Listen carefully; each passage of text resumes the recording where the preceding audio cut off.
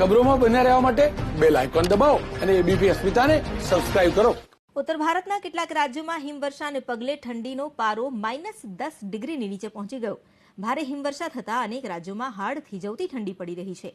હિમાચલ અને જમ્મુ કાશ્મીરમાં ઠંડીનો પારો હિમવર્ષા થતાં યુપી, દિલ્હી, પંજાબ, હરિયાણા અને ચંદીગઢમાં પણ સતત વધી રહ્યો છે.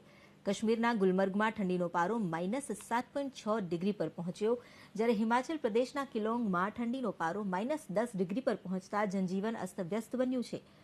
હવામાન વિભાગે આગાહી કરી છે કે હજુ આગામી 3 દિવસ તાપમાનનો પારો ગગડવાની શક્યતા છે. મનાલીમાં ઠંડીનો પારો -2 ડિગ્રી સુધી પહોંચી જતા પર્યટકોને હાલાકીનો સામનો કરવાનો વારો આવ્યો.